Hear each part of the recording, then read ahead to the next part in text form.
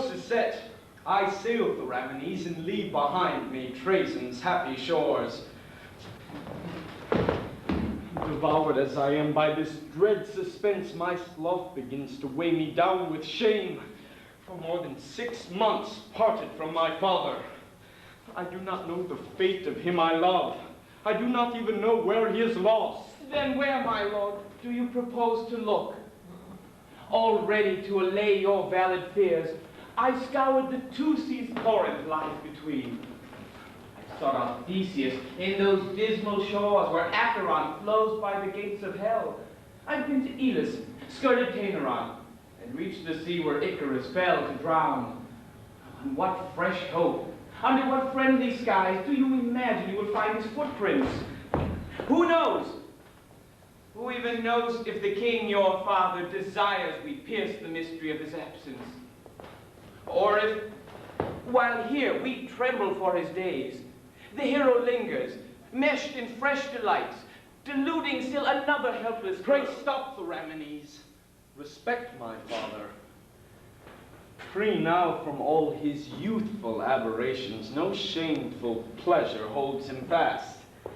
No, having cured his fixed inconstancy, no more need Phaedra fear a rival's love. In brief, in seeking him I do my duty, and flee this place where I no more dare stay. Since when have you found sinister this peaceful place, your childhood's favorite haunts, where I so many times have seen you flee from Athens and the court's tumultuous splendor? What danger, what distemper drives you hence? Those happy days are over. All has changed since to our smiling shores the gods have sent Minos' daughter and Pasiphae. Oh, I understand and know your sorrow's cause. Here Phaedra irritates, distresses you. Dread stepmother, no sooner had she seen you than she enhanced her influence by your exile. But now the hate with which she once pursued you is either spent or very much diminished. Besides, how can you dread as dangerous a dying woman who is bent on dying, struck by some malady she will not name, weary of herself and of the sun? Has Phaedra power to plot against... I do not fear her futile enmity. It is another enemy I flee. I flee, I must confess, Orisha, remnant of a doomed breed that schemed against us. What, my lord? Will you too persecute her? Did the harsh Palantid's fair sister ever take part in her perfidious brother's plots? Must you hate her charming innocence? If I hated her, I would not flee her. My lord, may I interpret why you flee? Perhaps you are no more our proud Hippolytus, a relentless enemy of love's decrees, that yoke to which so often Theseus bowed. Has Venus, so long the object of your scorn, shown you at last that Theseus was justified, and leveling you with every other mortal, as she compelled your suppliance at her altar? Can it be you are in love? What did you say? Dear friend, you've known my heart since I was born. How can you press me to confess in shame my treason to my proud, disdainful heart? Not only with her Amazonian milk did I imbibe my mother's pride that shocks you, but when I reached a riper age and knew myself, I gloried in my chastity. In your sincere devotion to my welfare, you used to then tell me my father's story. You know how much my soul, all ears to you, glowed at the tale of his resounding deeds, when you depicted my heroic sire consoling mankind for the loss of Hercules. So many monsters smothered, tyrants slaughtered, Procrustes, Cylon, Sinis, Cercion, and Epidaurus' giants' bones wide scattered, and Crete, with blood of Minotaur befouled. But when you told of deeds less glorious, his proffered heart 100 times accepted, in Sparta, Helen, stolen from her parents, and Salamis, pale Peribea in tears. So many more whose very names escape him. Poor trusting creatures whom his passion snared. Sad Ariadne wailing to the rocks. And lastly, Phaedra, one with better grace. You know how painful to me were your tales? How often I would beg you cut them short? Happy if I might blot out of my mind this tarnished half of such a shining story. To think that I in turn should be so bound, and to think that the gods should so humble my pride with my base size, contemptible the more, since honors piled up high excuse my father, and since no such monsters crushed by me till now have given me the right to err like him. Oh, and even if my proud heart could be shaken, should I have picked Orisha to subdue me? Could not my tangled senses have remembered the eternal obstacle that sunders us? My father frowns on her, and by strict law bans issue from her to succeed her brothers. He dreads an offshoot from a guilty stem, demands their name be buried with their sister. And as his ward, until she ends her days, for her no wedding fire should ever burn. Should I support her claims and wound my father, setting a pattern for rebellious acts? Oh, my youth beseems the mad and senseless love. My lord, if your appointed hour has struck, heaven will not trouble with your arguments. Theseus opens your eyes, wishing to close them. His love, inciting you to mutinous passion, showers on his enemy a special grace. But why be frightened of an honest love? If you find it so sweet, dare you not taste it? Will you ever be stayed by timid scruples, and fear to stray where wandered Hercules? Have not the boldest hearts been tamed by Venus? Where would you be, you who are fighting love, if, obstinate against her laws, your warrior mother had not loved Theseus with a virtuous glow? But why adopt this high and different tone? Admit the change in you. For some time now, you are less often seen, proud and untamed, driving a chariot furious along the shore, or expert in the arts fashioned by Neptune, breaking a champing, rearing charger in. Less often with our shouts the woods re-echo. Charged by a hidden fire, your eyes grow heavy. There's no mistake. You burn with love, and sicken with an ill you would conceal. Has Orisha's magic made you fall in love? With Theramenes, I sailed to seek my father. Will you not see the queen before you sail, my lord? I will. You may advise her so. Let me see her, since thus my duty bids. Oh, but what fresh sorrow grieves her dear Oenone? Alas, what sorrow, sir, can equal mine? The queen approaches death before my eyes. In vain I watch her always, day and night. She dies in my arms of an ill she hides. Eternal chaos broods within her mind. Her restless torment tears her from her bed. She longs to see the sun. Her deep distress demands I clear the place before she comes. She's near. Enough.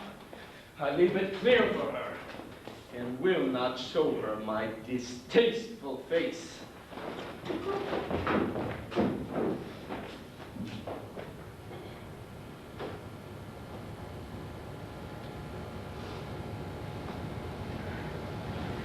Let us stay a while, Oenone. Go no further. I cannot stand. My strength is failing me.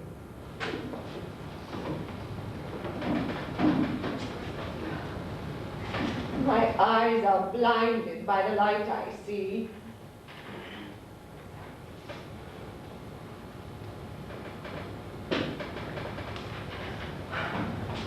My faltering knees are giving way beneath me. Alas, powerful gods, have pity on our tears. Oh, How heavy are these veils, these gaudy stones, and whose unwelcome hand with all these knots has on my brow with care arranged my hair? Oh, all of you pursue and persecute me. How all her wishes cancel one another. By you yourself breaking free of fatal thoughts, you urged our hands to hurry and adorn me. And you yourself, mustering your former strength, wish to come forth and see the light once more. No sooner seen, you turn to hide yourself and hate the sunlight you came to seek. Resplendent author of my wretched race. Oh, you, my mother, dared to call her father. Perhaps you blush to see my misery. Oh, son, I come to take my last farewell. What? Will you never leave this grim desire? Am I to see you ever suicidal, make mournful preparations for your death? How sweet to sit amid the shaded wood. Perhaps my eye might follow in the dusted chariot driven breakneck down the track. What? Witless. Where am I? What have I said? Where do I let my thoughts and feelings wander? I must be mad. The gods have crazed my mind. Oh, know me. How my blushing cheeks are burning. I'd let you see too close my shameful pain. In spite of me, my eyes will brim with tears. Ah, if you must blush, blush for the silence that ever spurs the violence of your ills. Deaf to our pleas, rejecting all our care, do you intend so pitiless to die? What frenzy ends your days in their high noon? What spell would poison dries upon their springs? Thrice have the shadows veiled the distant skies, since last the hand of slumber gave you rest. And thrice has darkness yielded to the dawn, while without food your body wastes away. What dreadful purpose preys upon your mind? Who gave to you the right to kill yourself? You desecrate the gods who gave you life, betray the husband to whom you are bound, and last betray your most unhappy children, whom you will thrust beneath the slavish yoke. The very day that robs them of their mother, just think, restores hope in the warrior son, this haughty foe to you and all your blood, this son delivered of an Amazon, this boy of politics. God, That strikes home. a wretch whose name has just escaped your lips. Well, you are right to burst out in a rage.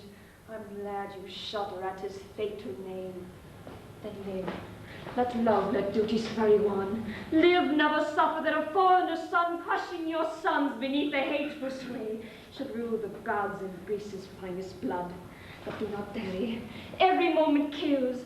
Revive without delay your shattered strength, for life's last spark about to flicker out still lingers and may once again be kindled. Its guilty flame has lingered all too long. What secret chain is tearing you to shreds? What is the crime that buries you in grief? You have dipped your hands in innocent blood. My hands, thank heaven, are free from any stain. Oh, would my heart were innocent as they. What dark design has seized upon your reason that can still terrify your trembling heart? I've said enough to you. Spare me the rest. To escape this dread avowal, I must die. Then die, and keep your heartless silence still. But seek another hand to close your eyes. Although your spark of life is burning low, my soul will be the first to reach the dead. 1,000 roads to death are always open, and my just grief will choose the most direct. Oh, cruel child, when have I ever failed you? Remember, you were born into my arms. For you I've left my country, children all. Is this the prize my faithfulness has won? What profit do you hope from this complaint? You'll shake with horror if I break my silence. What can you say to me that can exceed the horror of seeing you die before my eyes? When you have learnt my crime and crushing doom, I'll die no less, but guiltier shall die. My lady, are the tears I shed for you. By your weak knees I hold in my embrace. Please free me from this dread uncertainty. You desire it? Rise. Speak, I listen. Oh, heavens, what to say to her and where begin? An end to these vain fears and tell me quickly. Oh, hate of Venus, fatal frenzy. To what perversions love drove my mother? Please, please forget them. May eternal silence bury their memory forevermore. Oh, Ariadne, sister, how love wounded you died, deserted on a distant shore. What are you doing?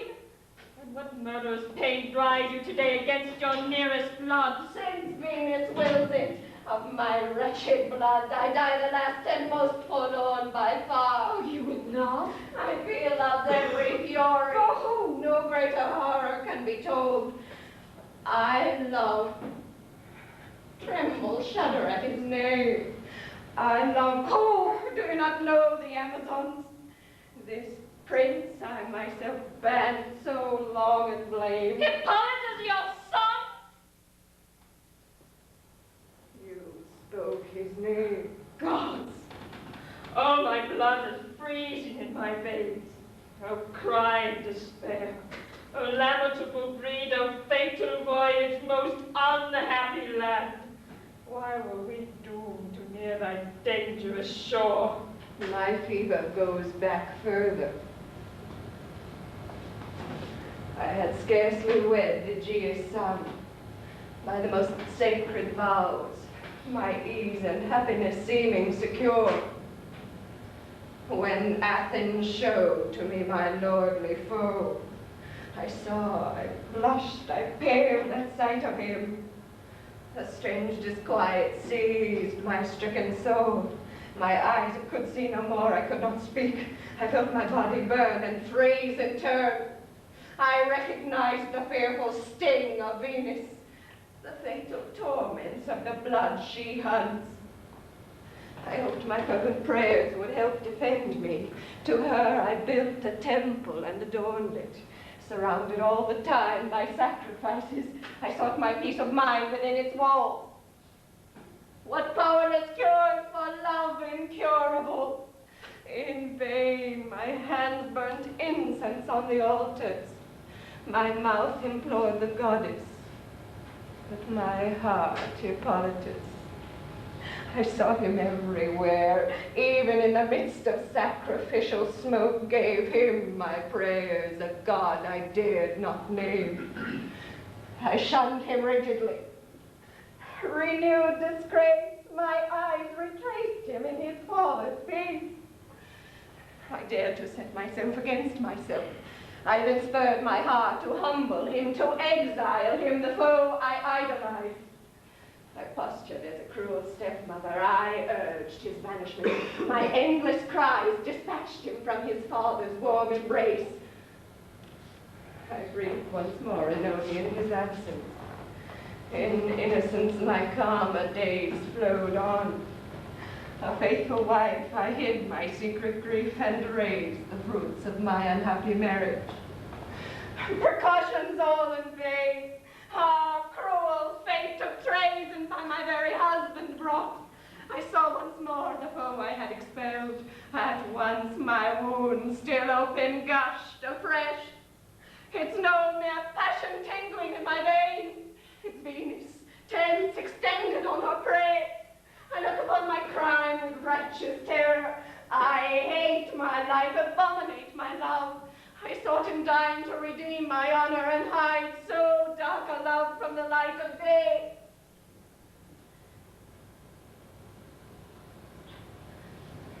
You made me yield to your tempestuous tears. I have told you all, and I do not regret it. Provided, now my death is hovering near, you will no more assail me with reproaches and cease your vain attempts to fire afresh my fainting spirit ready to expire.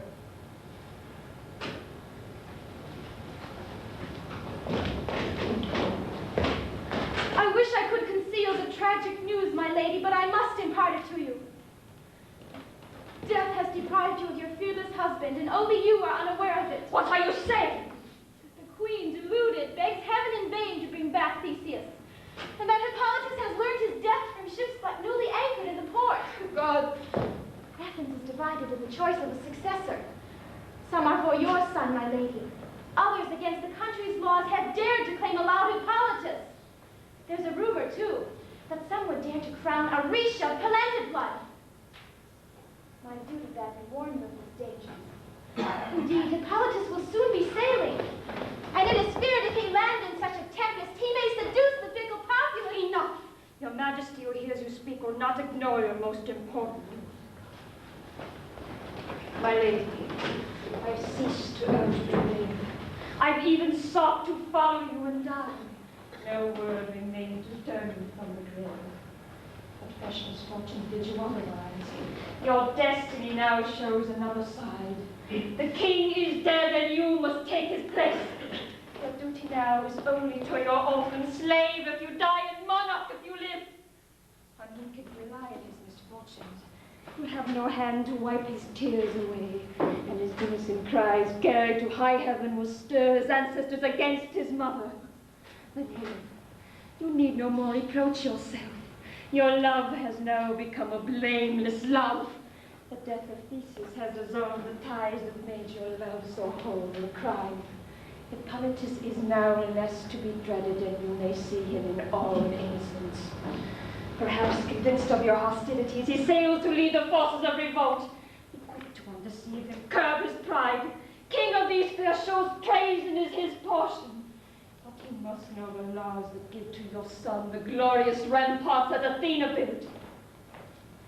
Common foe now threatens you and him. Unite with him to fight Orisha. well, I shall let your counsels win me over. I'll live if you can lead me back to life. And if maternal love in these dread hours can still revive what lingers of my powers.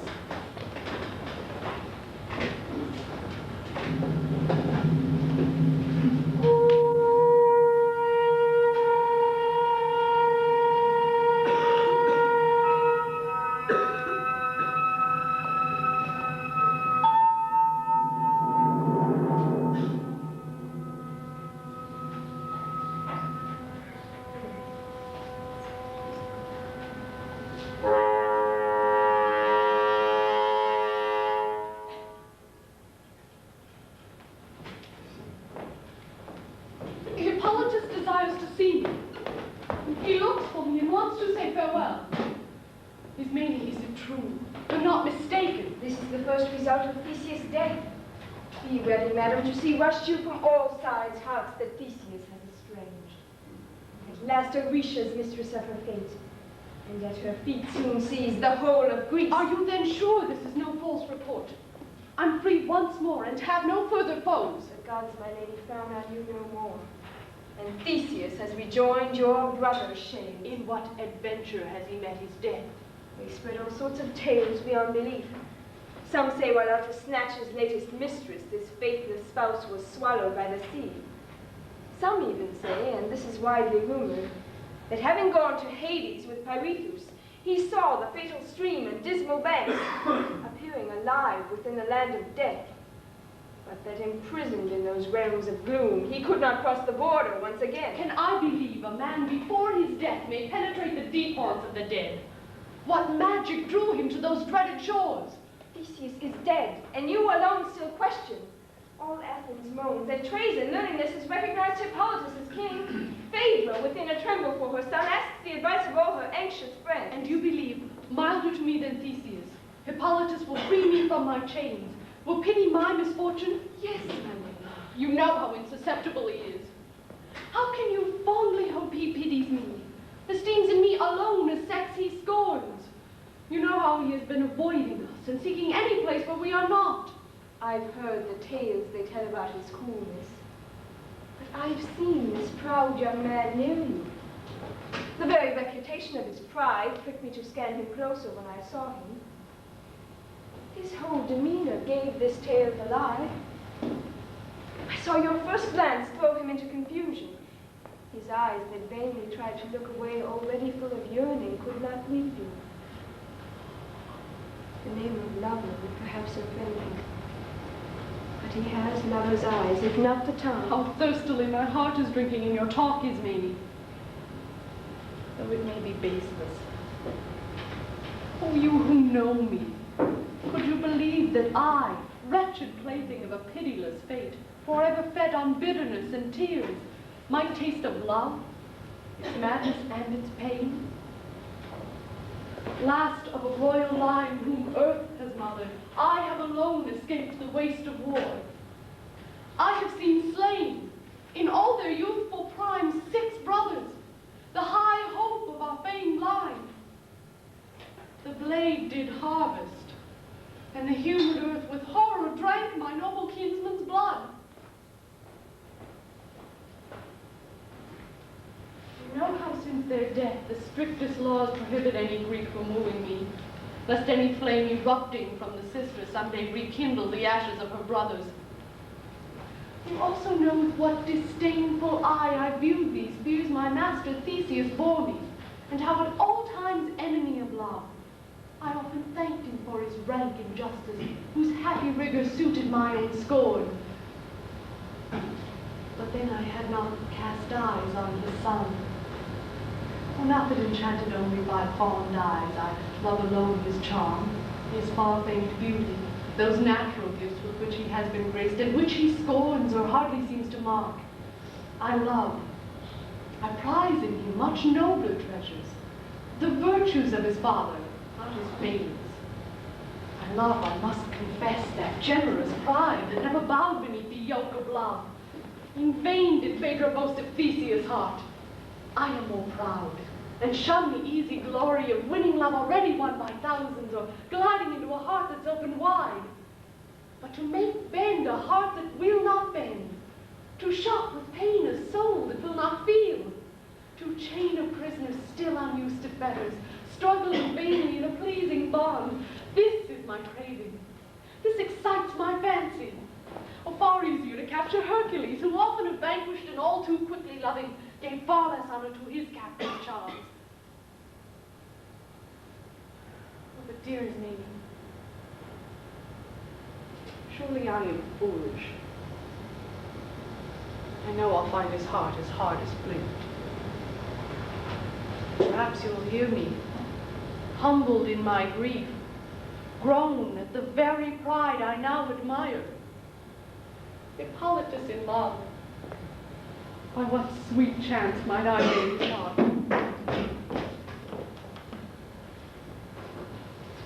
You will hear him now in person. He comes to you.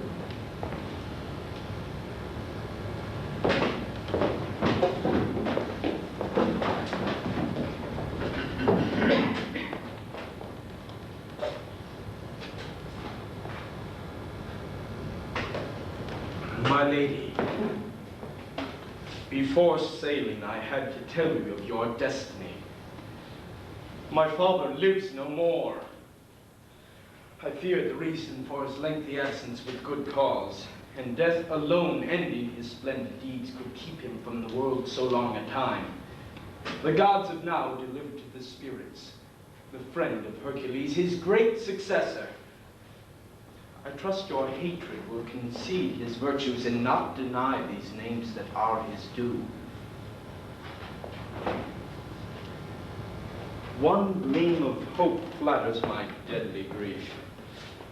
You are now free of his hard tutelage. The laws that I detested, I revoke. You may dispose of both your heart and person.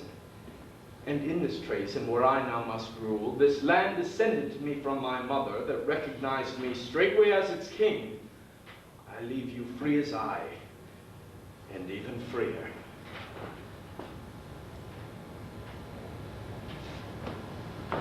Please, your kindness is embarrassing.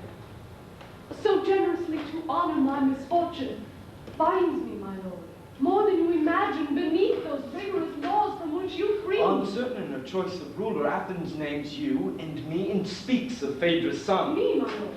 I have no false hopes. Oh, I know a haughty law seems to reject my claims. Greece will not pardon me, my foreign mother. But if my only rival were my brother, I have, my lady, stouter claims than he that I could press against capricious laws. A surer break restrains me from that action. I yield, or rather give you back a place, a scepter, handed to your ancestors from that mortal who was born from earth. From them it fell to Aegeus by adoption. Athens, enriched, protected by my father, with joy acclaimed so generous a king, and left your hapless brothers in oblivion. Athens now calls you back within her walls. Too long she groaned in fratricidal war. Too long your blood is drained into its furrows, setting esteem that earth from which it rose. In Trajan I am master, whereas Crete gives Phaedra's son a prosperous domain. All Attica is yours. I take my leave to rally to your side all our support. Astonished and confused at all I hear, I fear it almost seems an airy dream. Am I awake? Can this plan be real? Which god, my lord, which god inspired you? How vitally is your fair name spread abroad, and how far truth surpasses all your fame. For my sake, you yourself forego your claim. It was enough to spare me from your hate, and for so long to keep your spirit free of the I hate you, lady? However boorish you have seen me pictured, you think a monster bore me in a womb? Oh, what barbarous manners, know what hardened hate would not soon melt away at the sight of you. How could I combat the seductive spell? Back, my lord. I fear I've gone too far. I see my passion sweeps aside my reason. Oh, since I, my lady, now have broken the silence, I must continue and confess to you a secret that is bursting from my heart. You see before you a most wretched prince, the clear example of presumptuous pride. I, who turned my haughty back on love and long ridiculed her captive's chains, who frowning at the shipwreck of weak mortals thought ever to regard their storms from shore, a slave myself now to the general law. What wave of anguish carries me away? My foolish pride is vanquished in a trice. My spirit so aloof now pines and chains. For full 6 months in shame and despair, bearing this biting arrow night and day, in vain I fought with you and with myself. I flee your presence. Find you in your absence. Your face pursues me in the deepest woods. The light of day, the shadows of night thrust in my eyes, the loveliness I flee. All nature helps you to tame Hippolytus. And as for me and all my hopeless cares, I seek myself and find myself no more. My chariot, javelin, bow, all weary me. No more do I remember Neptune's lessons. My moans alone re-echo through the woods. My steed stand dull and know my voice no more. Oh, perhaps the telling of so rude a love makes you who hear me blush at what you've done. How clumsily I offer you my heart. How strange a bondsman for so fair a bond. But what I offer you should be the dearer. Reflect. I speak to you in unknown tongue, and do not spurn an ill-expressed avowal that but for you I never would have made. My lord, here comes the queen. Be forewarned, she's seeking you. Me? Why, I do not know, but she has sent word she would speak with you. The queen, what shall I say to her? What can she want? You cannot, sir, refuse to hear her speak. Although you have good grounds for hating her, you owe some traits of pity to her tears. Meanwhile you go. I sail and do not know if my confession has angered her I love, or if the heart I leave you is unwelcome. Farewell, and follow, Prince, your noble plan. Make Athens subject to my royal sway. I am accepting all the gifts you proffer, but this grand empire, glorious though it be, is not the dearest of your gifts to me.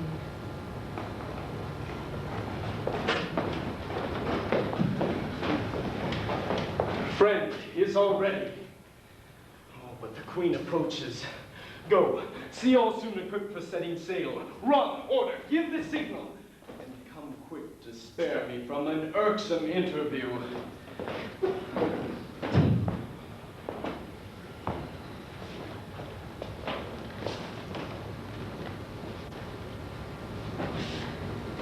There he is.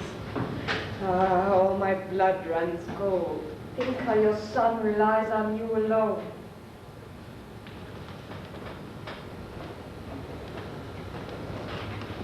I hear, my lord, you are to part from us. I come to merge my own tears with your pain. I come to intercede for my poor son. My son is fatherless, and soon enough we'll see the day his mother, too, is dead. A thousand foes already daunt his childhood. You only can maintain his cause against them. But I am tortured by an inner anguish. I fear I've closed your ears to all his cries. I tremble lest your righteous anger crush him soon to take revenge upon his mother. Madam, I harbor no such shabby feelings. Were you to hate me, I would not complain. You've seen me obstinate to do you harm. You could not read deep down within my heart. I took good care to rouse your enmity. I could not bear your presence in the city. In public and in private, spoke against you. I wanted oceans parting you from me. I even passed a special law forbidding the mention of your name within my hearing. And yet, if punishment should fit the crime, if hate alone should draw your hate in turn, no woman ever more deserved your pity, and less deserved, my lord, your enmity. Our mother, jealous of her children's rights, rarely forgives the son of a first wife. Your Majesty, I know. The commonest fruits of second marriage are rank suspicions. Another in your place would rage no less, and I perhaps would have been wrong the more. Oh, heaven, my lord, I dare confess it now, whilst to accept me from this general law. How different is the care consuming me. Let not your care, my lady, waste you yet. Heaven may restore him, seeing our tears. Your husband may still be alive. Neptune protects him, and this guardian god will turn no deaf ear to my father's prayers. No one sees twice the marches of the dead. Since Theseus' eyes have spied the dismal shores, you cannot hope a god will send him back. And now an Acheron scarce spares his prey. But hush, he is not dead. He breathes in you. I seem to see my husband still before me. I speak my heart. Where am I straying? My lord, my raving love breaks out to spite me. I see the magic power of your love. Dead though he be, in your eyes Theseus lives. Your soul is burning still with love for him. Oh yes, Prince, I languish and I burn for Theseus. I love him, not as he appeared in Hades, the fickle lover of 1,000 women, about to stain the bed of the god of death. But faithful, proud, a little shy perhaps, engaging, young, bewitching every heart, just as they paint our gods, just as I see you. He had your bearing, eyes, your very speech. Your noble modesty inflamed his cheek when riding o'er blue waves he came to Crete and won the hearts of King Minos' daughters. What were you doing then? Why did he recruit the pick of Grecian heroes without you? Why, still too young, could you not come to us in the same ship that brought him to our shores? Then your hand would have slain the Minotaur in spite of all its vast cavernous maze. For safe return from its confusing web, my sister would have handed you the thread. No, no, before her, I'd have rushed to do this. Love would have spurred me breathless on before her. I, Prince alone, my vital help alone would have taught you the labyrinth's twists and turns. How many cares your dear head would have cost me. A thread would not have satisfied my passion. Companion in the risk you had to brave, I would myself have run ahead of you, and Phaedra, down with you in the labyrinth, would have returned with you, or with you perish. Don't strike me dead! Madam, you forget Theseus is my father and your husband. What makes you think I am forgetting it? Do you think I've lost all sense of honor? Forgive me, lady. Blushing, I confess I wrongly judged your innocent remarks. I am ashamed. Can no more meet your gaze. I go. Tormentor, you have rightly judged. I told too much for you to be mistaken. Well, then, no Phaedra and her naked frenzy. I am in love.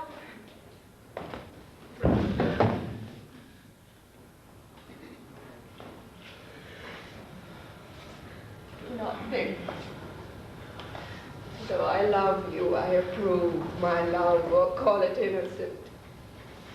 Nor that a craven self-indulgence has nourished the poison of my insane passion. Unhappy target of the spite of heaven, I loathe myself much more than you abhor me. The gods are witnesses. Those very gods who lit in me the flames that seared my race. Those very gods who take such cruel delight in leading a poor woman's heart astray. Bring back the past. Remember all I've done. I did not only flee, I drove you on. I wanted you to think me hateful, heartless. To resist you better, I aroused your hate. What use have all my vain precautions proved? The more you hated me, the more I loved. Your unjust pain has lent you fresh allure. I pined. I withered, drowned in burning tears. Surely your eyes would pity my distress if once they could look upon my face. But no. Do you believe I'd utter such shameful declarations willingly? Fear for my son, whom I dared not betray, brought me here to beg you not to bear him hate. Oh, folly. For a heart too full of love, I could but talk to you about yourself. Avenge and punish such an odious vow. Be worthy now of your heroic sire and rid the world of an obnoxious monster. Dare Theseus, widow, love Hippolytus. You must not spare this loathsome monster. Here is my heart. Come, here your hand must strike. Impatient now to expiate its crime, I feel it swelling up to greet your thrust. Strike! Or if you deem it unworthy of your blows, if you should grudge me such a joyous death, or if you fear to stain your hand in blood too vile, then let me have your sword instead. Give! My God, Majesty, what are you doing?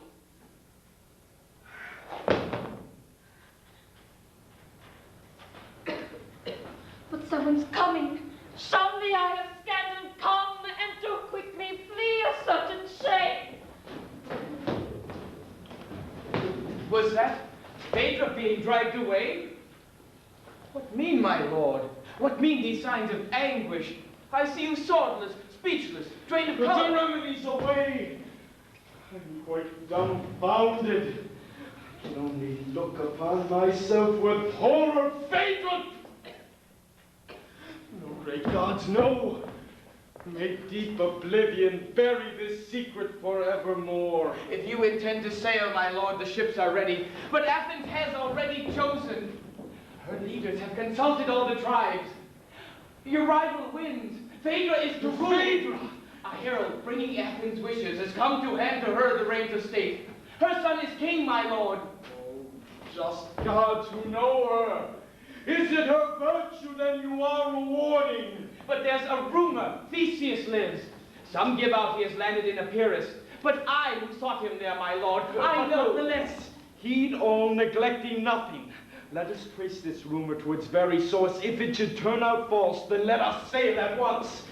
Let us, whatever be the cost, make sure the scepter rests in worthy hands.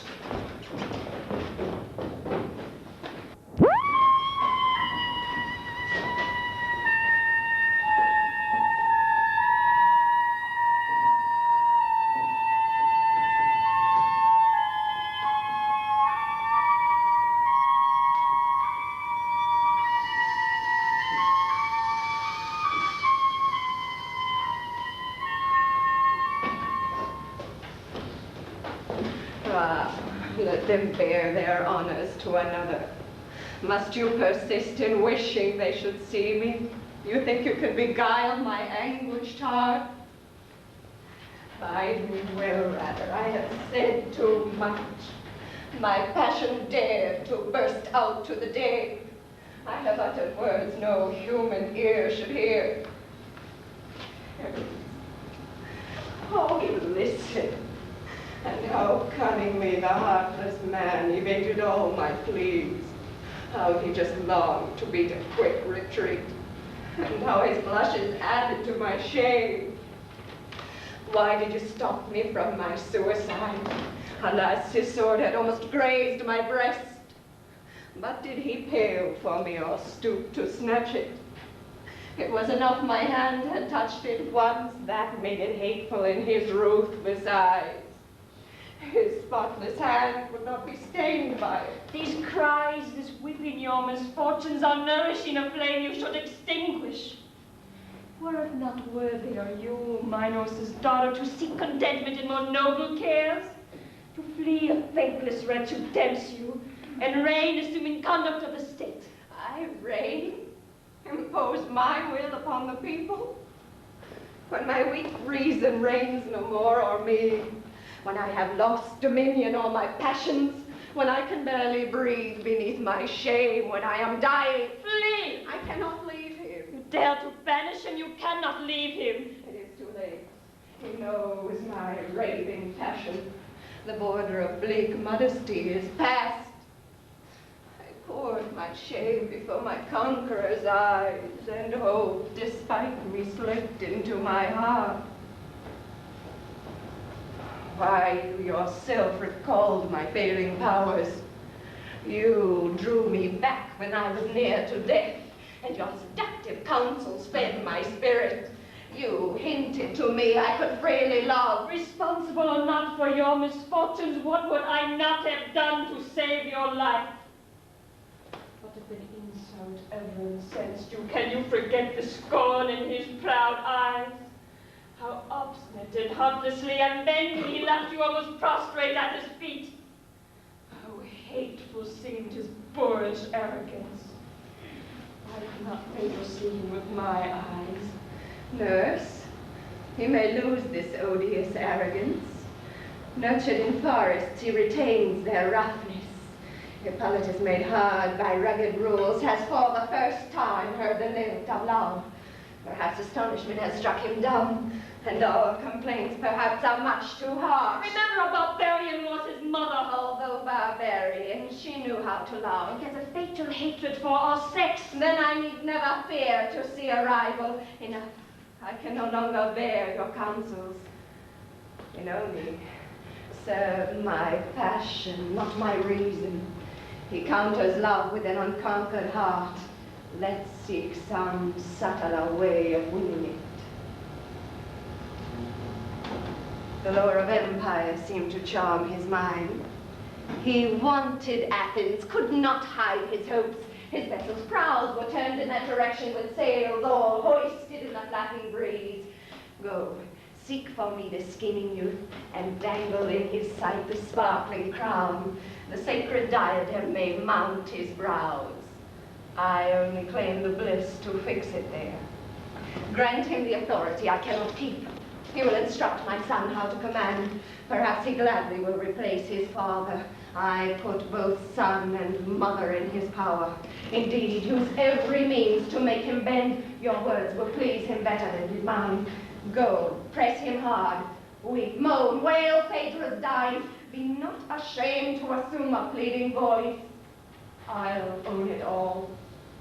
You are my one hope. Go! My very life depends on your return.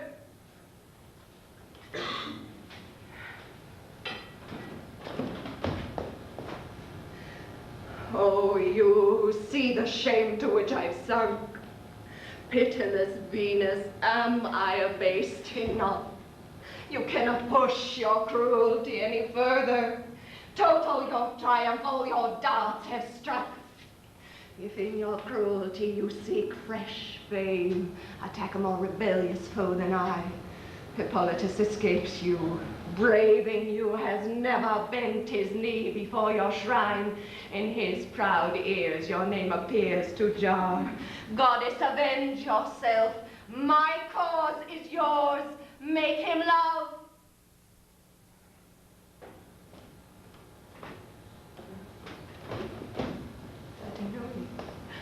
Come back so soon. He hates me, will not let you speak. You must stamp out all thought of hopeless love, madam. Think only of your former virtue. The king thought dead will soon be here to greet you. Theseus has landed. Theseus safely home. The people dash excitedly to see him. At your command I went to find Hippolytus, and on the way 1,000 cheering voices. My husband live. Only that's enough. I have confessed a base love staining him. He is alive. I want to know no more. What do you mean? I told you, but in vain. Your tears prevailed upon my true remorse. I would have died this morning, winning pity. I took your counsel, die now in disgrace. You die! Great heavens, what have I done today? My husband will be here, his son with him. And I shall see the witness of my shame, watch with what face I dare to greet his father. My heavy heart that he himself rejected, my tearful eyes that he himself disdained. Do you believe to save his father's honor he will conceal from him my burning passion? Or will perhaps betray his king and sire? Can he restrain the horror I evoke? Even if he's mute, I know my baseness. You know me, I'm not like those brazen women who calmly revel in their shameless sins and flaunt a face when not a blush is seen. I know my mad deeds, I recall them all. It seems to me these walls, these witness walls will speak aloud, and ready to accuse me await my husband to enlighten him. Let me die. Make them forgive my shame. Is it so great a grief to cease to live? For grinning hearts death casts away its terror. I only dread the name I leave behind. How hideous a bequest for my poor children. Their blood from Jupiter should swell their pride. But howsoever much they vaunt this blood, a mother's crime remains a crushing load. I shudder at the thought. Alas, some day their mother's guilt will be cast up in their faces. I shudder at the thought that thus despised they both will never dare to raise their eyes.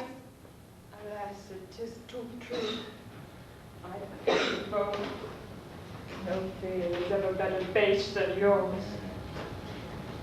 But why expose them to such bitter taunts? Why seek to testify against yourself? If you shall die, they'll say that guilty Phaedra flees from her injured husband's dreaded anger. Hippolytus is happy, and you yourself will only prove his accusations true. What could I then reply to your accuser?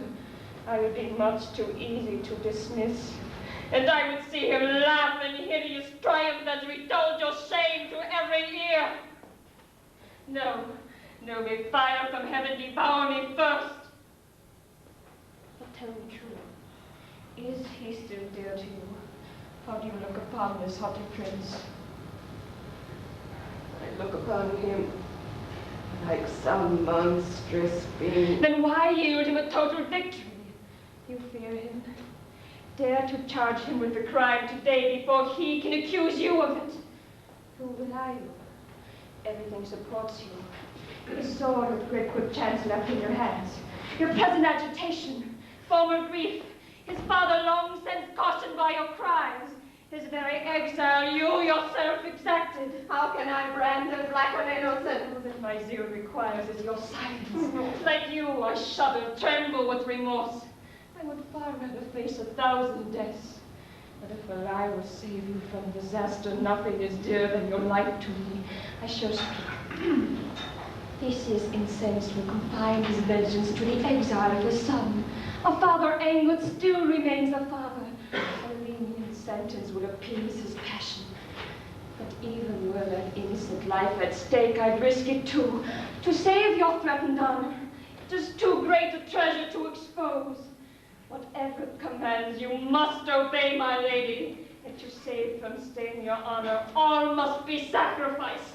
Yes, even virtue. I see the king. I see Hippolytus. I see my ruin written in his eyes. Do what you will. I leave my fate to you. I am so faint I cannot help myself.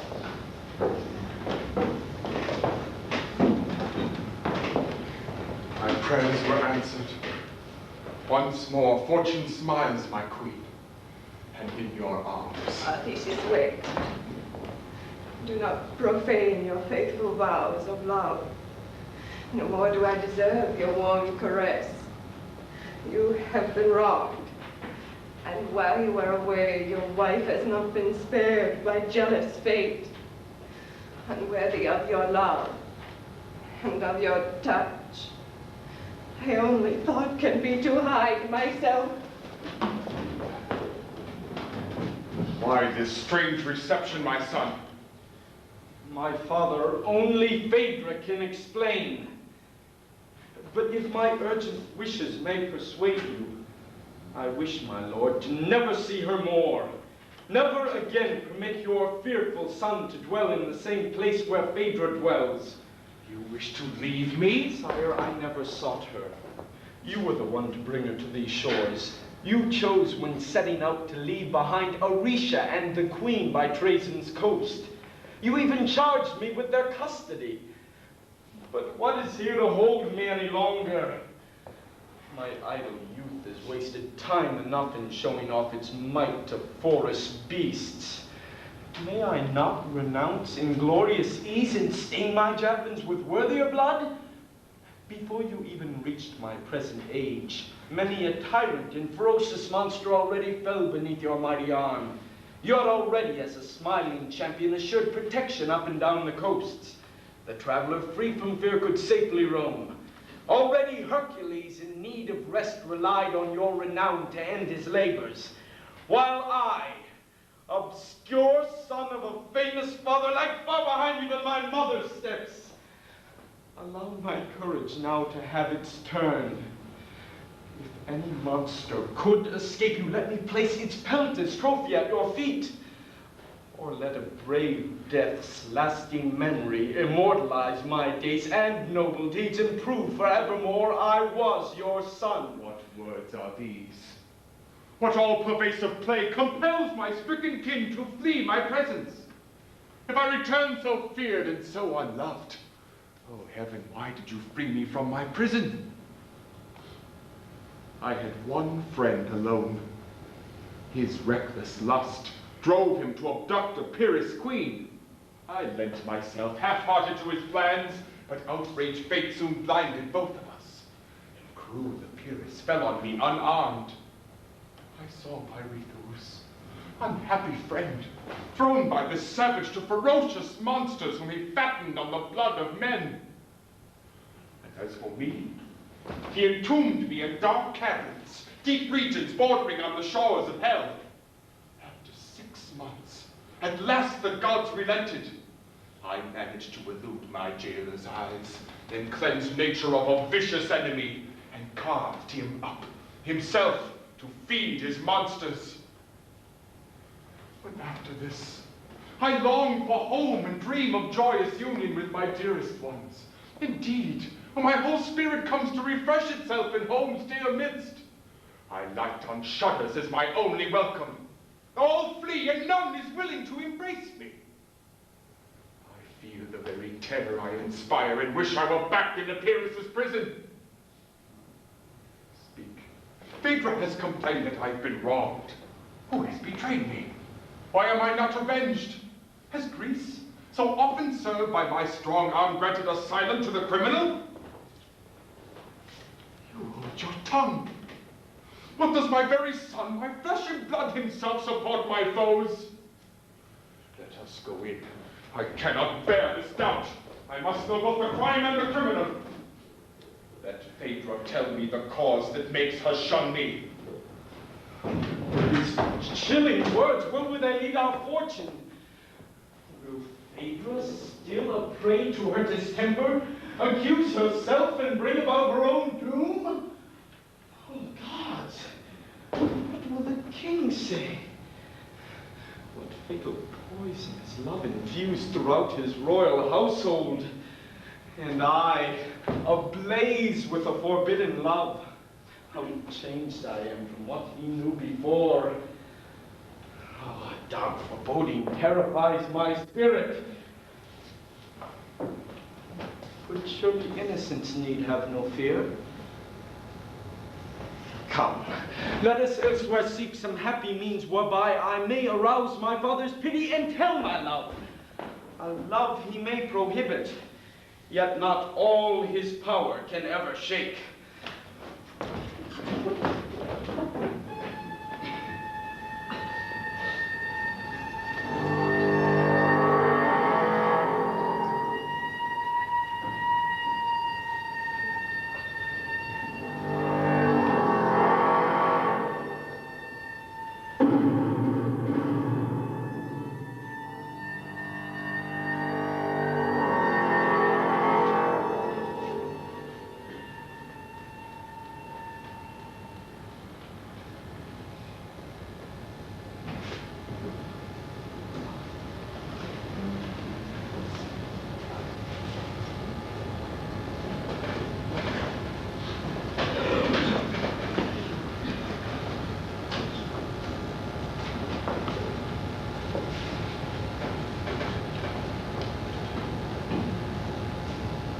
And thus it was.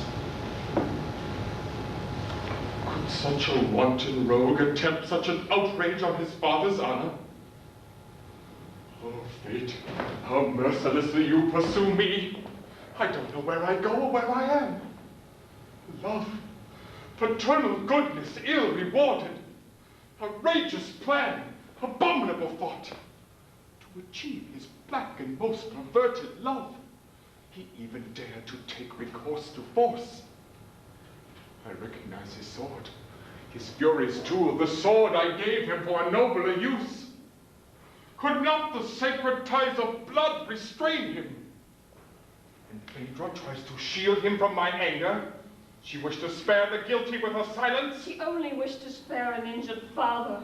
Ashamed of her assailant's fierce intent and of the criminal fire her eyes have kindled. Sire, she would have died. With suicidal hands put out the innocent luster of her eyes. I saw her raise her arm and rush to save her. I alone preserved her for your love. Pitying her confusion and your doubts, I have against my will explained her tears. The scoundrel's face could not conceal his pallor. I saw him shudder when he greeted me. I was astonished at his joyless welcome. His cold embraces froze my tender love. But did this guilty passion which consumes him already manifest itself in Athens? His Majesty recalls the Queen's complaints. A guilty love was cause of all her hate. And did this passion burst once more in treason? My lord, I've told you all that's taken place. It's dangerous to leave the Queen in anguish. Allow me to retire to be beside her.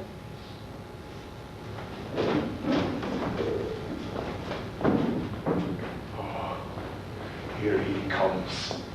Great gods! His noble bearing would have deceived all other eyes like mine. Why must the sacred glow of virtue shine upon the brow of foul adultery? And should there not be some unfailing sign to recognize a faithless human heart? May I inquire, my father, what ominous cloud, what trouble draws anger to your face? Will you dare not trust your secret to me? What traitor? You dare show yourself before me?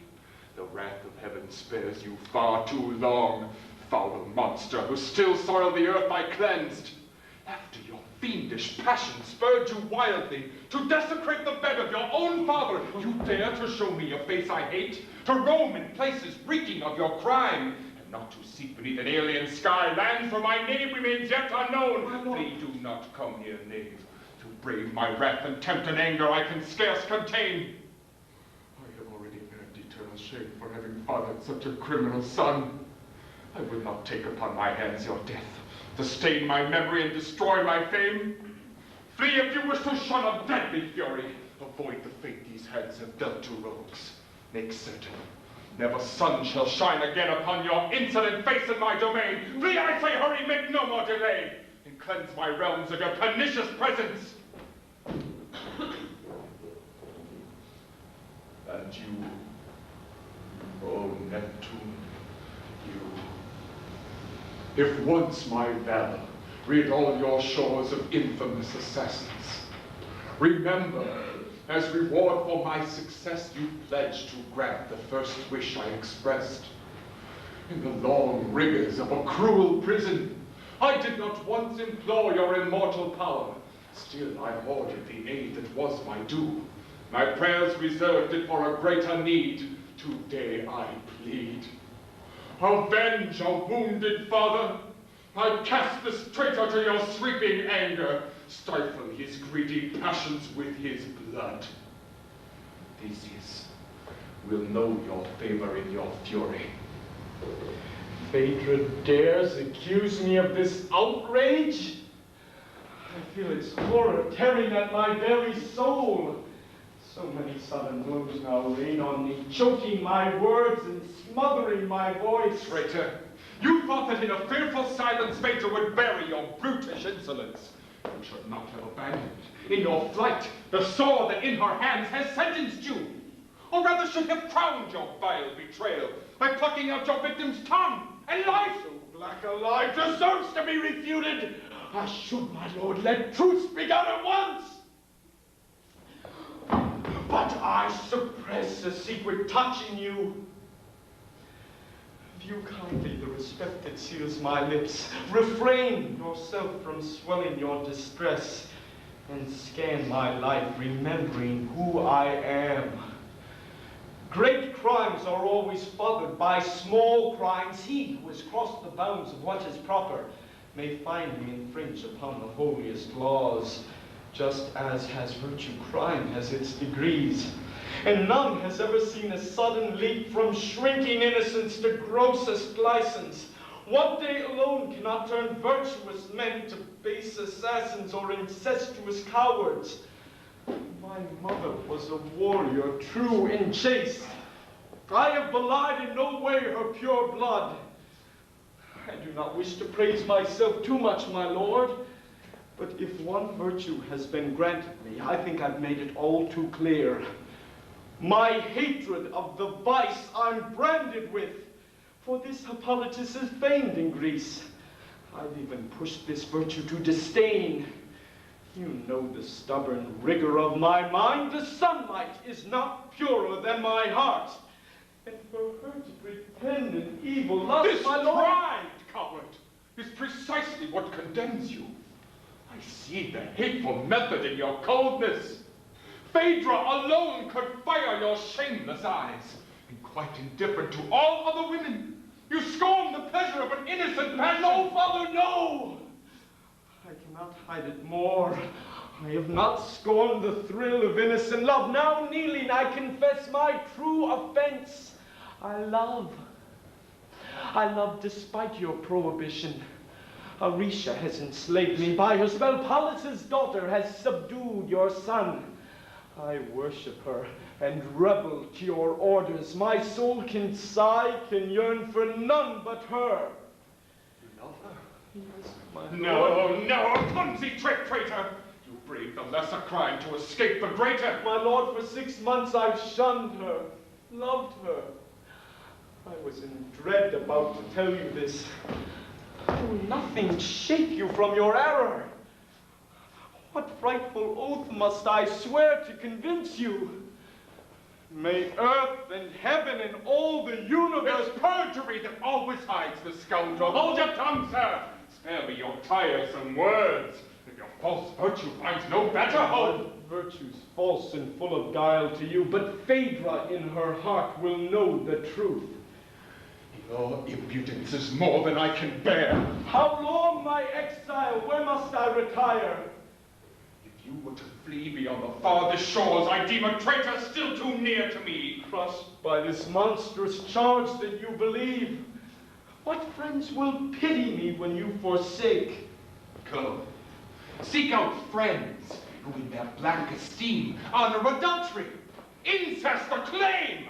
Such vicious scum, unhonored and uncouth, fit to protect a renegade like you. Must you still speak of incest and adultery? I hold my tongue. Yet Phaedra's mother's blood, my lord, you know it all too well, was fuller of these horrors than is mine. Still you dare to rage before my eyes. For the last time I say, be up at once. Get out, you traitor, before a maddened father has you dragged, disgraced away from here.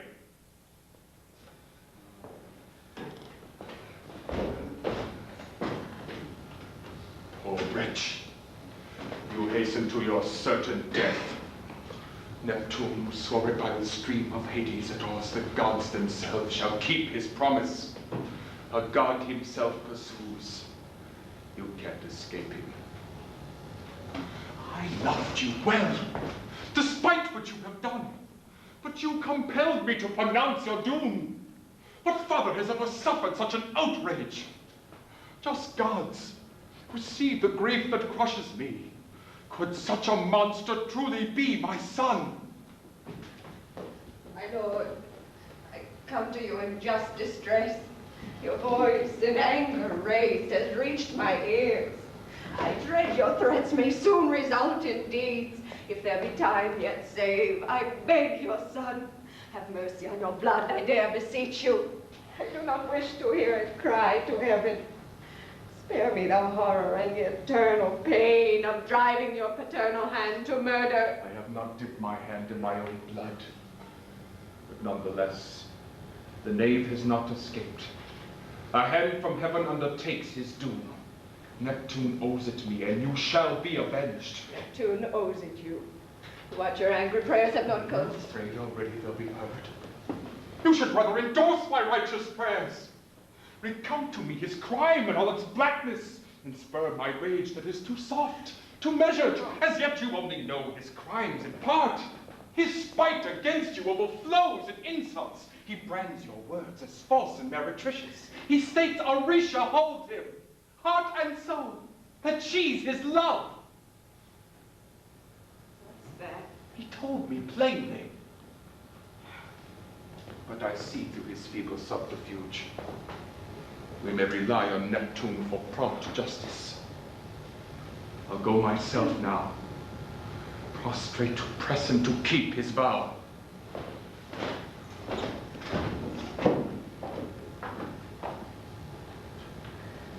He's gone. What was this news that struck my ear? What ill-choked flame rekindles in my heart? What thunderstroke, oh heaven, what fatal words! I flew wholeheartedly to save his son, and shaking off Enoni's frightened arms, obeyed the deep remorse that tortured me. Who knows where my repentance might have borne me? Perhaps I might have come to accuse myself.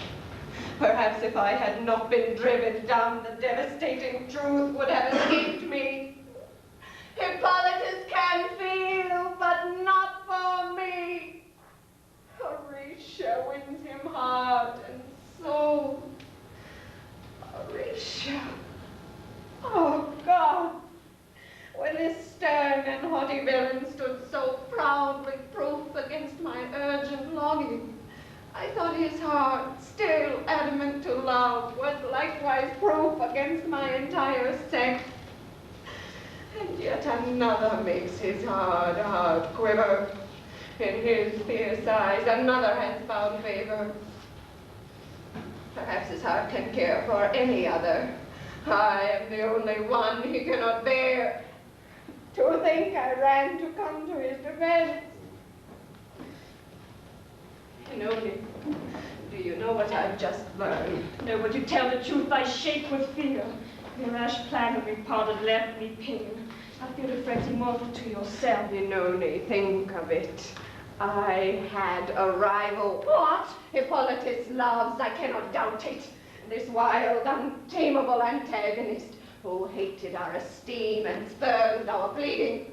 This tiger at whose sight I always trembled. Is mild, submissive to a tamer's charms. Arisha's found the way into his heart. Arisha? Ah, this stroke is worst of all.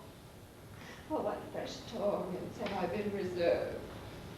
All I have suffered, all my fevers, fears, my love's wild sting, the horror of remorse, and flat rejections, insupportable insults were tepid samples of my present pain. They are in love. By what spell did they cheat me? How did they see each other? Where? Since when? You knew it all. Then why let them mislead me? Could you not warn me of their secret bliss? How often did they seek or greet each other? Did they flee hiding to the deepest woods? Alas, there was no limit to their meetings. Heaven gave its blessing to their innocent sides. They followed guiltless where their love would lead. For them each dawn broke cloudless and serene. While I, sad outcast of the universe, I hid myself fleeing the light of day. Death was the only God I dared implore. I counted each hour waiting for my end. My hunger fed with gall, my thirst with tears. For I was spied on in my misery. I dared not weep my heart away in freedom. I sipped this bitter joy in trepidation, and masking fears behind a tortured calm, I had to master many a time my tears. What good will all the future longings do them? Their meet no more. My love will still remain. For at this very moment, mortal thought, they brave the fury of my mad desire, despite this exile that will sunder them living 1,000 vows to cling together. No, no, I cannot bear their mocking bliss. A pity on my jealous rage, Inoni. Ah, we must crush Arisha, must incite my husband's anger against her odious blood. Let him not be content with a light sentence. The sister's trespass far exceeds her brother's. In my wild woe, I will exact it from him.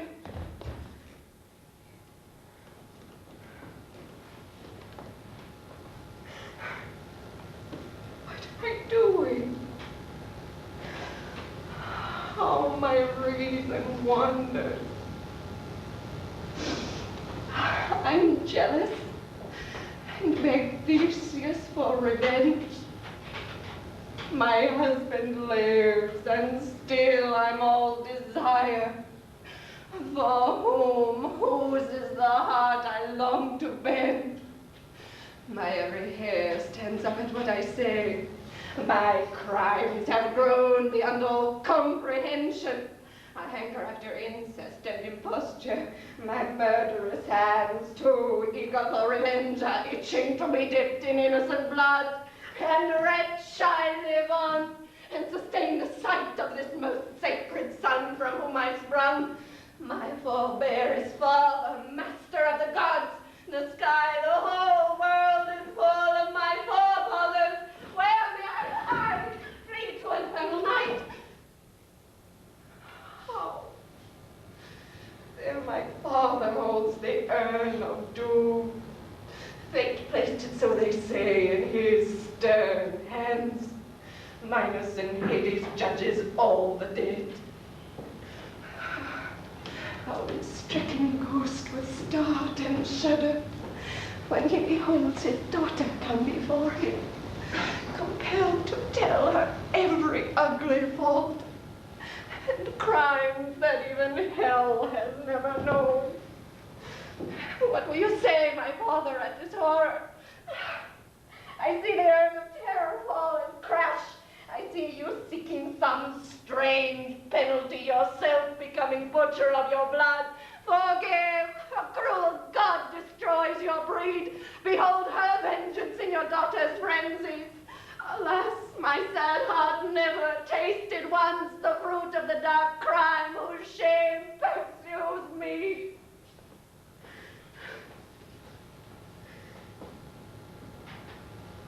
Hunted by misfortunes to the end. In torment I must yield my bitter life. My lady, beside your needless terrors, see your error as it really is. You love. No one can conquer his own fate. The spell of destiny has dragged you down. Is it a wonder never known to mortals? Are you the first to fall a prey to love? It is only natural for man to err. Your mortal power before mortal fate. You are the victim of an ancient flame. The gods themselves, the high Olympians who frighten criminals with such great horror, are often smitten with illicit love. What more advice? How dare you urge me further? You wish to pour your poison to the end, wretch. This is how you brought me to my ruin. It's you who gave me back the light I fled. Your prayers made me oblivious to my duty. I shunned Hippolytus. You made me see him. Why did you meddle? Why, accusing him, did your base mouth dare blacken his young life? Die, perhaps. Perhaps the impious prayer of an unthinking father will be answered. I'll hear no more from you. Get out, you demon, go, and let me care for my own desperate fate. May righteous heaven requite you as you deserve. And may your fate forever strike with terror all those like you, whose base and cringing phrases nourish the weaknesses of ill-starred princes, push them along the very slope that tempts them, and dare to smooth for them the path of crime. Detested flatterers, the worst of gifts that heaven in its anger can bestow on kings.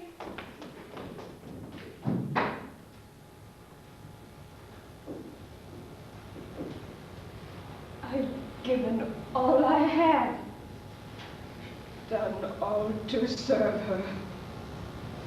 Ah, gods, I well deserve this last reward.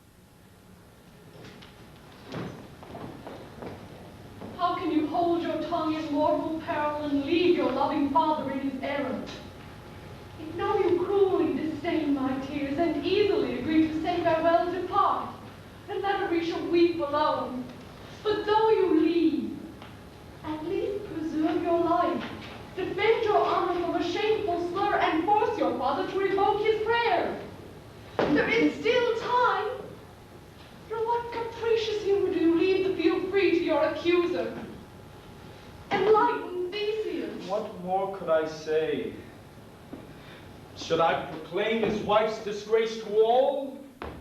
Was it for me by blurting out the truth to make my father blush in deepest shame? It's you alone that knows the hateful secret. You and the gods alone can plumb my heart. I could not hide from you. Judge if I love you, all I would gladly hide from my own self.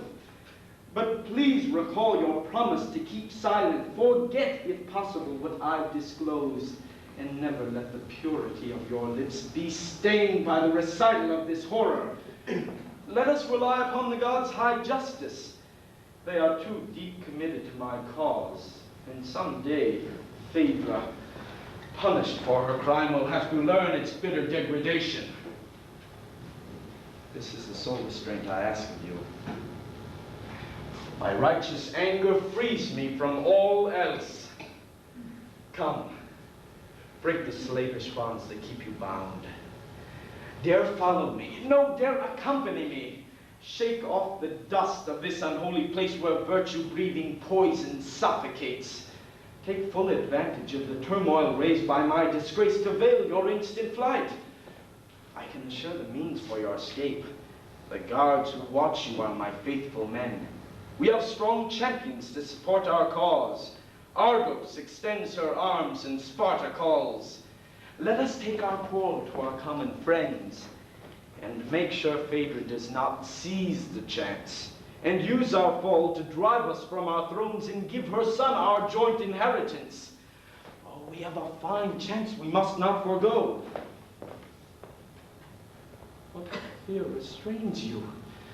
Can you hesitate? Your interest alone inspires my daring when I am all afire. What means your coldness? Are you afraid to follow one who is exiled? Alas, my lord, how dear would be such exile. What joy to be with you, to share your fate far, far away from all the rest of men. But since as yet no happy tie unites us, may I in honor run away with you. I know in keeping with the strictest honor I may snatch freedom from your father's bonds. He is for me a jailer, not a father. And they who flee a tyrant justly flee. But you, my lord, do love me. No, my only thought is of your welfare. A nobler plan has brought me to your side. Flee from your foes and follow me, my bride. Both free in our misfortune, since heaven wills it, we need ask none before we pledge ourselves. True marriage is not always sworn at altars. By treason's gates, among those ancient tombs that sepulchre the princes of my race, there is a temple every false man dreads. No son of man dare take a false oath there, for perjury draws down a sudden doom. No greater bond restrains a lying tongue, since it fears the stroke of certain death. There, if you will believe me, let us go and solemnly swear eternal love. The temple's God will be our holy witness. We both shall pray to him to act as father. I'll call upon the names of all our gods, the chaste Diana, Juno's majesty, and all the gods indeed, who view my love will guarantee the truth of my pure vows.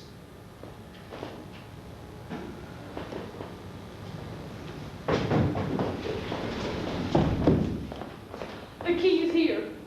Flee, prince, depart at once. To screen my flight, I will remain a moment. Away, and leave some faithful friend to lead my evil footsteps to your side. Gods, dissipate my doubts and light my mind to the bare truth I come to seek out here. Miss Maiden, quick. Make ready for my flight. My lady, you grow pale and seem abashed. What business had Hippolytus with you? He came, my lord, to bid farewell forever. Your eyes have daunted his rebellious heart. You are the first to make him sigh with love. Since it is true, my lord, I'll not deny it. He was not heir to your ill-founded hate. He did not treat me as a criminal. I understand. He swore eternal love. I should not trust his fickle heart too far. You're not the first to whom he swore as much. What he, my lord? You ought to hold him faster. How could you bear to share him shamelessly? And how can you bear that these shameless slanders dare blacken all the beauty of his life? Have you so little knowledge of his heart? Can you not tell the guilty from the guiltless? Why must a dire cloud hide from your eyes only virtue that shines bright in all men's eyes? How can you sacrifice him to vile tongues? Take heed, sire. Repent of your murderous vows. Fear lest heaven in its rigor hate you enough to grant to you your prayers. Heaven in its wrath often accepts our victims. Heaven's gifts are often seized again for crimes. Vain you wish to cloak his violence. Your feelings blind you in the traitor's favor. But I rely on solid evidence. I've seen the witness of true tears. Take care, my lord. The strength of your two hands has freed humanity of countless monsters, but all are not destroyed, and you let live one. But your son forbids me to continue. I know of his desire to shield your name. I'd hurt him too much if I dared to finish. I follow his reserve and flee your presence so that I can't be forced to break my silence. What does she mean? It's a speech concealed, always begun, broken, never finished. Would they deceive me by some vain pretense, or by some plot through which I may be tortured? I will stand firm. Yet, despite myself, but still small voices crying in my heart, I still am torn by strange, obscure compassion. Let me once more interrogate Inoni. I wish to have more details of the crime. Guards, bring Inoni here alone to me. I do not know, sire, what the queen intends, but judging from her frenzy, fear the worst. Deadly despair is painted on her face, and death's pale hand has touched her cheek already. Inone is driven off in deep disgrace, and now has hurled herself into the sea. We do not know the cause of her despair, and now the waves have swallowed her forever. What's that? Her death has not appeased the queen. Her wavering soul seems troubled more and more.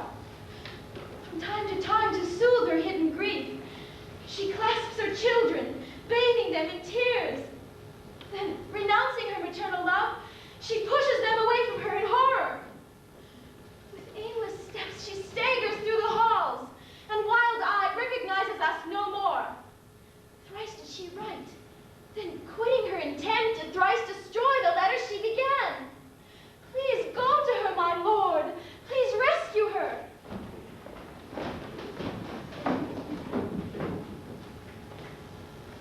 Inoni dead. Phaedra bent on dying. Quick! That's my son! Let him defend himself. Let him come quick. I will listen willingly. O Neptune, do not speed your fatal favors. I would prefer no prayers of mine were granted. Perhaps I've been a fool, believed too much, and raised my cruel hand too soon to curse. Oh, do not heed my words and bring despair. Remedies, you. Where have you left my son? I have entrusted him to you since childhood. Why these tears, this anguish in your eyes? How fares my son?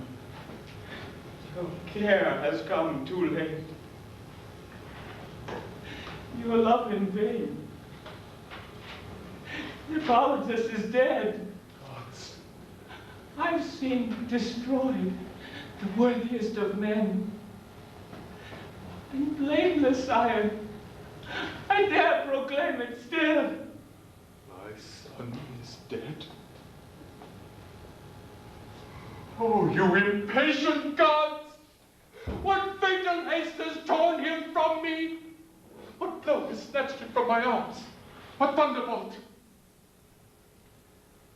We've gone a little way from Trajan's gates.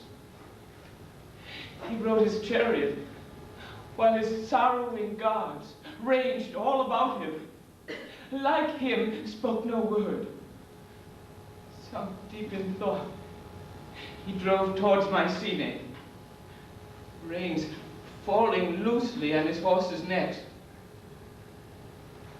His splendid chargers, once so full of spirit, so eager to obey his least command, now hung their heads, and with their downcast eyes seem to attune themselves to his sad thoughts.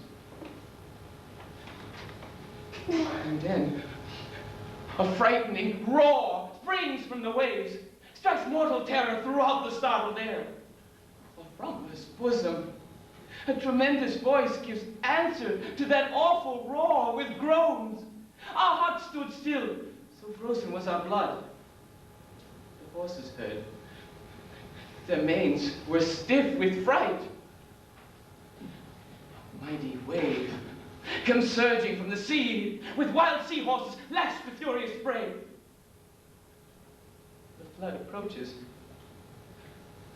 breaks, and vomits up a monster raging through the quivering foam. Its mighty head is bristling sharp with horns, and all its body mailed with tawny scales. Indomitable bull or fearless dragon, its haunches piled with fold and fold of flesh. Its long-drawn bellows sets the seashore trembling. The sky with horror views the savage monster. Earth is all a-quiver, air-infected. The waves which spewed it forth now draw back in terror. All take flight, and with no heart for fight, seek prompt asylum in a neighboring temple.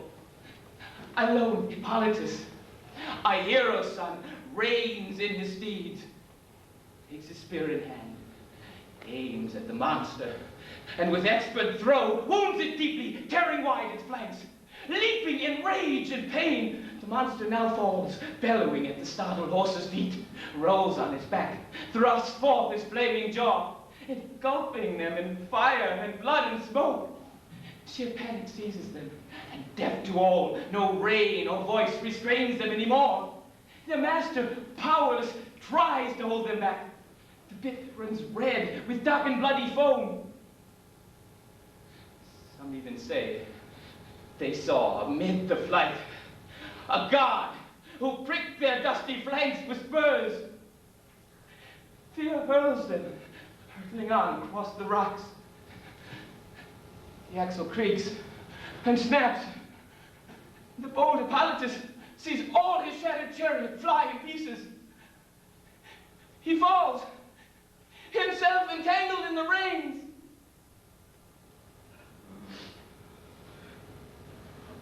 Forgive my grief. This cruel, inhuman sight will be for me an eternal source of tears. I've seen, my lord. I've seen your luckless son dragged by the very steeds his hands have fed. He calls to them, but now they fear his voice. They gallop on, with him one gaping wound. The plain reverberates with all our cries. At last, their mad, wild galloping abates. They stop a stone's throw from those ancient tombs where lie the relics of his royal sires. I run there, sobbing, followed by his guards. The way is spattered by his noble blood. The rocks are red with it. The dripping briars clotted with his bloody wisps of hair. I reach him. Call him. Thrusting me his hand. He opens once his dying eyes and shuts them. Heaven takes my innocent life, he says. Take care of sad Arisha when I die. My friend, if someday, undeceived, my father should mourn his slandered son's untimely end, should wish to show my troubled spirit peace, tell him to show his prisoner gentleness, to give her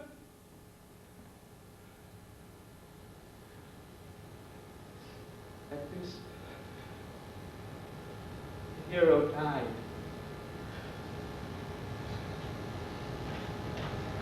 And in my arms, mangled corpse,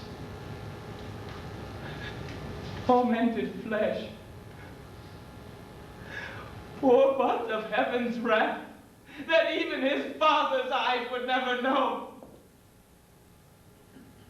Son, dear hope that I myself have blasted. Almighty gods who serve me all too well, what deadly grief remains for me in life? And then, my lord, Arisha found us there.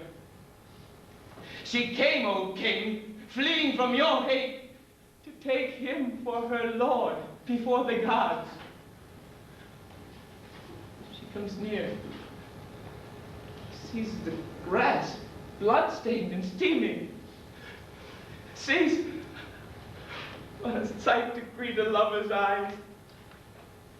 Hippolytus, stretched out, dead, pale and shapeless. At first, refusing to admit her loss, she sees Hippolytus, and yet she asks for him. Certain, at last, he lies before her eyes. She stares in accusation at the gods. Cold, moaning, almost without life, she totters, falls across her lover's feet. Ismene, who is with her, all in tears. Ismene brings her back to life and grief.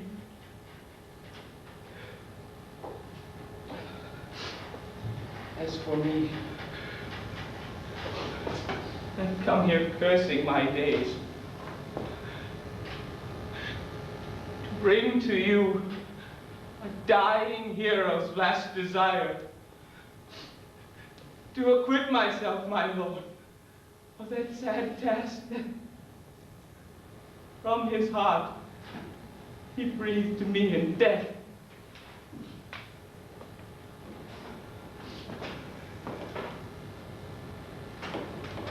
See, here comes his mortal enemy.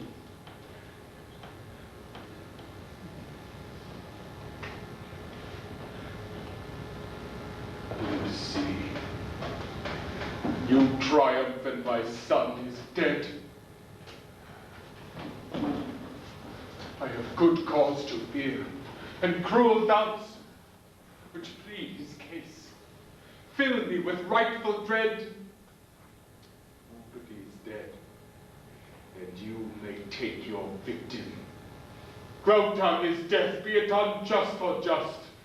I want my eyes to stay forever closed. I hold him criminal because you charge him. His death has given me ground enough to weep, without my hunting out some hateful proof that could not bring him back to ease my grief, and that might only aggravate my pain.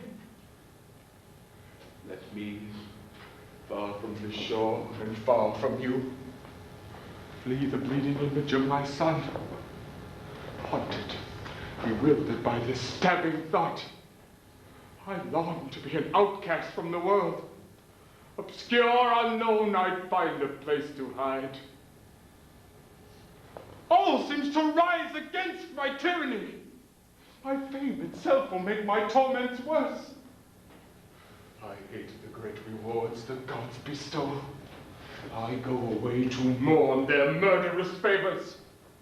I'll trouble them no more with my useless prayers. Whatever they might grant me, their dark bounty can never pay me back for what they've seized. No, Theseus, wait. I must break my guilty silence. I must restore your son his innocence. He was not guilty.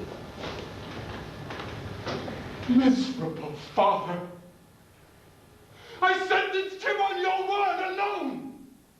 Heartless, you think you're excused? My moments now are precious.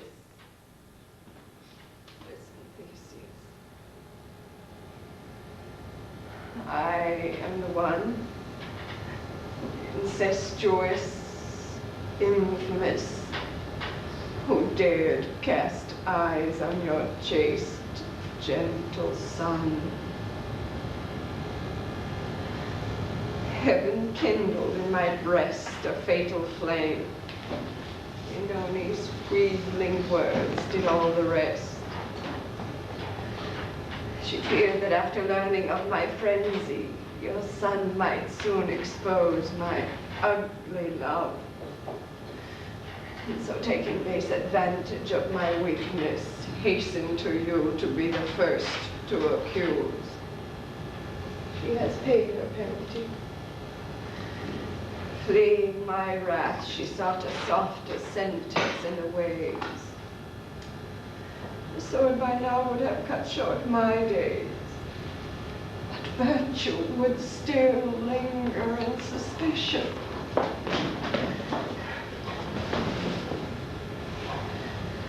My lord, to show to you my deep remorse, I chose some slower way to find my end. I've taken, poured into my burning veins the poison that Medea brought to Athens.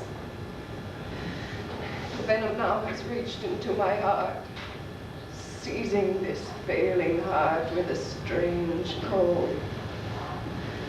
I now can see no more, save through a haze, heaven and my husband, whom my presence stains,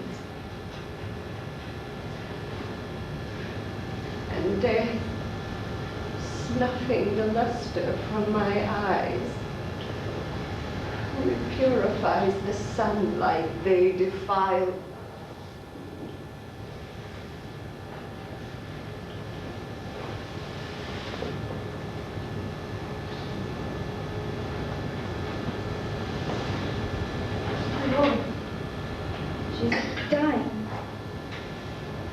If the memory of this black deed could only die with her.